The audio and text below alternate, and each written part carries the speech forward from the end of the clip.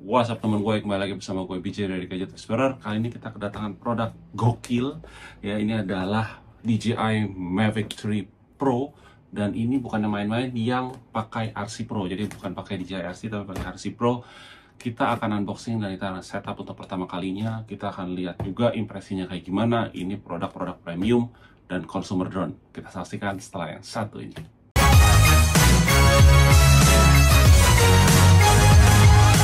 Oke, tidak ada habis-habisnya DJI ngeluarin produk baru terus ya. Dan ini adalah produk consumer drone-nya. Dan ini namanya ada Pro-nya. Kalau yang sebelumnya kan Mavic 3 dan Mavic 3 Classic. Ini adalah yang Pro-nya. Dan kita unboxing aja langsung.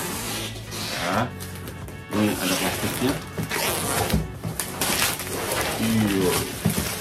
Oke, seperti kita lihat di depan sini adalah isinya ya, isinya dari produknya sebenarnya. Di dalamnya boxnya apa aja. Di sini hal yang baru adalah yang pertama yang kita lihat adalah drone-nya dengan kamera yang baru. Kameranya di sini kamera dengan 3 lensa. Lalu di sini ada kotak. Ini saya kira ND filter, ternyata bukan. Ini adalah si power brick. Oke, harusnya ini power brick. Kita lihat aja deh. Dan ini adalah si charging hub dengan 2 baterai tambahan. Ada 1 baterai lagi, berarti total baterai ada 3. Dan ini lihat keren banget, ada ND filternya. Dan dapat tasnya seperti Mavic 3 Classic ya, yang lebih simple. Kecil. Ya, di sebelah sini ngasih tunjuk kalau drone-nya wujudnya seperti ini. Keren banget karena 3 lensa ya, 3 kamera, jadinya kayak muka robot gitu ya. Ini RC Pro-nya masih RC Pro yang sama kayak yang di sini. Oke, kita buka langsung. Set. Nah, seperti biasa kita suruh download DJI Fly-nya, tapi karena ini RC Pro harusnya sudah ada DJI Fly-nya dan sudah harusnya kompatibel, tinggal nyalain aja. Ya, kita ambil aja dulu. Ada 2 macam di dalam kotak. Kita pinggirin dulu ya kotaknya.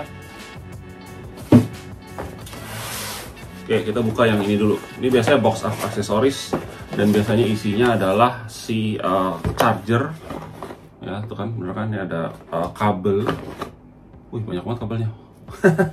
Oke, kabelnya dia nggak satu versi ya. Ada versi EU dan versi lain, ini versi Jepang atau Amerika, ini versi yang negara lain lagi. Banyak banget, ini udah kayak koleksi, dan ini banyak sekali ya. Tuh, ini ada yang versi yang kayak Singapura colokannya, tapi jelas kita pakai ini aja. Nah, lalu di sebelahnya ada kotak. Kotak ini apa? Nah, dari bobotnya sih sepertinya ini adalah power brick atau charger, kepala charger. Yes, chargernya ada 2 Type-C-nya, C1, C2, dan ini dicolokin pakai kabel tadi, jadi udah kayak komputer ya. Ini cukup berat dibandingkan yang sebelumnya, dan ini adalah 100 watt. Nanti kita pakai yang Indonesia ya, Indonesia. Siapin yang ini, pinggirin dulu. Oke. Nah, ini tasnya.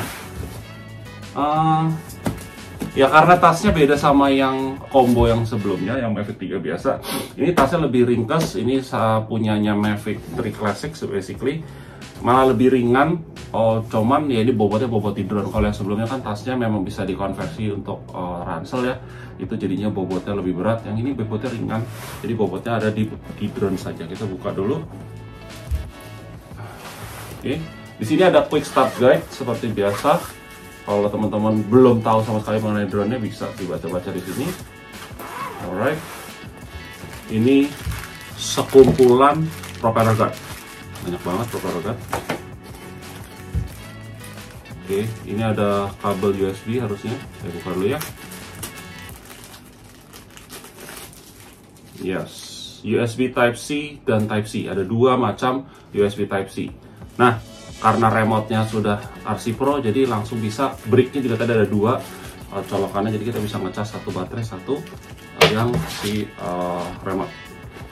Ini ada joystick ekstra sepasang. Ini kita sebut sebagai charging hub. Sama ya, charging hubnya masih sama karena baterainya juga sama Mavic 3 biasa ataupun klasik. Di sini baterai. Wow, dari bobotnya sih ini baterai Baterai dapat 2 ekstra, yang satu di dalam drone-nya, dan baterainya masih sama ya, 5000 mAh baterai Mavic 3. Jadi kalau teman-teman sudah punya Mavic 3 atau Mavic 3 Classic, punya baterainya juga, itu bisa digunakan. Nah, ini baterainya belum nyala ya, belum ada power ya. Biasa kalau dikirim dari pabrik itu selalu dalam sisi hibernate, jadi nggak ada power sama sekali, ketika dinyalain baru activated. Oke, ini RC Pro-nya. Yes. RC Pro-nya juga masih sama. Ya, buat teman-teman yang belum pernah lihat RC Pro, ya wujudnya seperti ini, udah ada layar, bentuknya cukup besar, ya, dan ini ada antena eksternal, feel-nya sinematik sekali untuk joysticknya, joystick ada di belakang sini.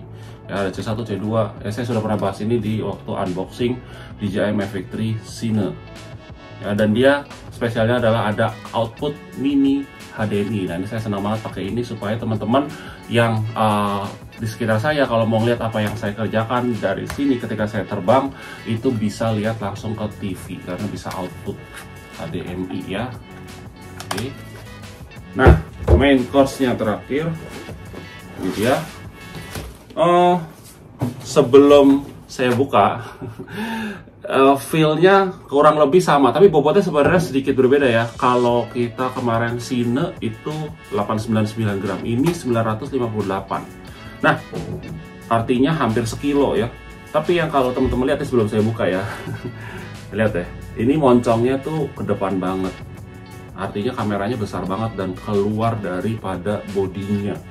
Ya, casingnya atau bungkamannya untuk gimbal locknya atau gimbal covernya masih sama, kurang lebih sama, tapi sebenarnya beda karena ini besar-besaran. Kita buka ya, jeng jeng jeng, pelan-pelan saja. Oh my god, ini gede banget sih. Nah, wah gede banget sih ini. Oke, bisa dilihat di sini besar sekali. Ya, ini bisa dibuka, klik untuk diganti-ganti ND filternya. Nah, ngomong-ngomong ND filter, nanti saya cari ND filter ada di mana ya. Jangan lupa nanti ngebuka juga bagian di bawah sini ada busa, kita tinggal buka aja. Ini kalau mau traveling biasa dipasang, tapi jangan lupa kalau pas mau nyalain selalu dibuka. Oke. Secara sisi lain, drone ini masih sama dengan Mavic 3 yang seperti biasa dengan omnidirectional sensing. Dua di depan arahnya ini fish eye lens, di belakang juga fish eye lens ya, di bawah juga fish eye lens untuk obstacle avoidance, ada infrared, dan juga di atas ada juga. Jadi ini perlindungannya secara 360, baik ke kanan ke kiri ya, naik turun.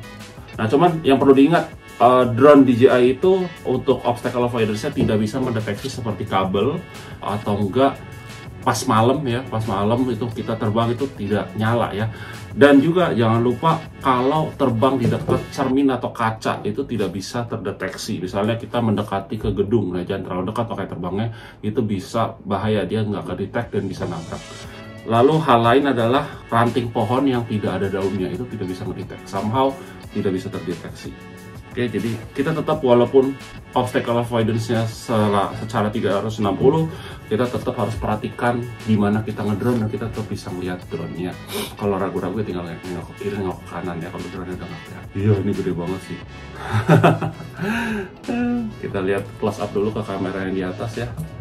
Nah, seperti ini nih, Hasselblad 3 camera ya, yang satu 4/3 inch, ada setengah inch dan 1/1.3 inch, jadi kayak ada kameranya si Mini 3 Pro ya, berdasarkan briefnya seperti itu. Tapi intinya yang di atas itu untuk tele lens, ada dual tele lens dan satu kamera primary wide angle 24 mm. Oke, barusan kontak sama DJI, ternyata memang untuk early unit, karena ini saya bikin videonya sebelum launching, memang belum dapat ND filter di dalamnya, jadi akan dikirim terpisah. Tapi teman-teman nanti nggak usah khawatir, yang beli di toko ya, itu nanti di dalamnya ada ND filter. Oke, karena kita perlu ngecas dulu, maka kita ambil aja ini kabelnya. Dan mungkin juga nanti yang kabelnya teman-teman beli itu mungkin cuma satu, macam yang ini ya. Ini karena early product, jadinya dapatnya banyak. Nah, untuk keterangan ya, ada C1 sama C2. C1 itu untuk output yang 100 watt, jadi teman-teman bisa ngecas C2C-nya langsung ke baterainya, bisa ke drone atau ke charging hub-nya. Nah, untuk C2 itu coloknya ke remote yang ini. Jangan kebalik ya, remote yang ini yang C2, C1 ke drone-nya karena outputnya lebih besar. Nah kalau dua-duanya dicolok itu akan kebagi sendiri otomatis, jadi yang atas itu 65, yang bawah 35, atau yang atas 55, yang bawah itu 45 yang kesini ya. Jadi ini udah memang didesain sedemikian rupa untuk memang ngecas langsung ke dua device ini. Tapi kalau yang produknya bukan yang RC Pro itu nanti dapatnya berbeda ya, dapatnya bricknya berbeda, itu yang 65 watt. Kenapa? Karena RC, DJI RC atau RCN1 itu tidak support fast charging. Kalau ini support ya. Kita colokin kedua Type C ini ya. Lalu jangan lupa yang C1 atau C1 itu colok ke charging hub. Oke. Dan ini satu-satu. Kenapa satu-satu? Saya biasa kalau pasang begini memang selalu satu-satu dulu untuk mastiin baterainya activate satu-satu. Nah, seperti ini ya, udah kedip-kedip. Kedipnya normal ya, 1 2 1 2 atau 1 1 1 1 gitu ya. Ini 1 2 1 2 itu normal. Kalau kedipnya 4 langsung sekaligus, itu artinya baterainya tidak normal. Oke, ini aman. Nah, kita colok yang kedua seperti ini. Kita tunggu ya. Ya, dia baterainya activated dulu. Udah oke. Ini sudah, kita colok lagi yang ketiga dan sudah activated. Nah, kalau sudah semua activated, maka kita tinggal colok ke 3 baterainya dan biarkan dia ngecas satu-satu, tetap biarin dia ngecas sampai selesai. Nah, untuk colokan satu lagi, ini kita colok di USB-C-nya yang C2. Oke, kita tunggu. Nah, kedip kan? Kedipnya cepet nih. Kalau kedipnya cepet gini artinya fast charging. Ya, makanya teman-teman kalau misalnya lagi nggak bawa chargernya, teman-teman punya charger sendiri 30 watt itu biasanya kencang seperti ini. Tapi kalau di bawah itu biasanya pelan. Ya, jadi ini support untuk fast charging. Oke, kita tunggu aja sampai device-nya cukup untuk kita aktivasi. Nah, oke, sambil baterainya dicas untuk yang drone-nya, kita sepertinya sudah cukup untuk nyalain remote-nya ya. Kita nyalain aja. Kita cabut dulu, kita nyalain aja. Karena biasanya yang diupdate di sini tuh gede, jadi kita prosesnya yang di remote dulu ya.